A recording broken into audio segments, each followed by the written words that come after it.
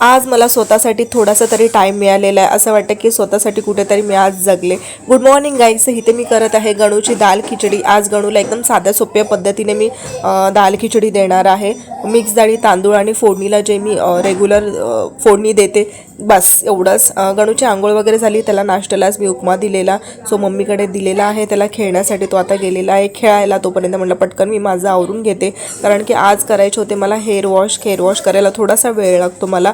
तोपर्यंत तो नव्हता आला, म्हणून पटकन म्हटलं दाल खिचडी पण घालून घेते. आणि मग आज माहीत नाही पण आज मूड झाला, सो मग आज थोडेफार रील्स बनवले. सो खरंच आज खूप छान वाटलं मला रील्स बनवून.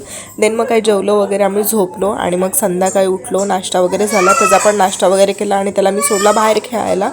पोरं आली होती, सो म्हटलं जा खेळ. तोपर्यंत म्हटलं पटकन मी आवरून घेते. नाश्त्याची भांडी होती, संध्याकाळी नाश्त्याची जी भांडी होती ती पटकन घासून घेतली. आणि बघा इथे गणूने सगळा पसारा केलेला, खेळणी काढली होती. आधी ते लोक घरातच खेळत बसले होते, मग नंतर बाहेर त्यांना पाठवलं आणि मी तो सगळा पसारा वगैरे आवरून घेतला. आणि मग इथे आली. ती गणूला चपाती करायची होती. इथे तो रडतोय कारण की त्याला लाटणं पाहिजे होतं.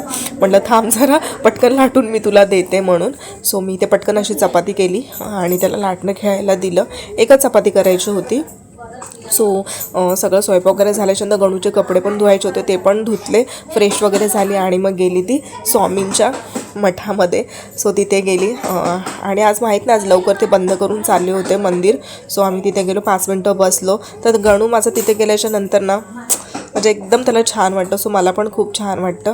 पण ना आमचा गणू तिथे गेल्याच्यानंतर इकडे तिकडे हात लावतो. सो त्याच्यावर जास्त मला लक्ष ठेवावं लागतं.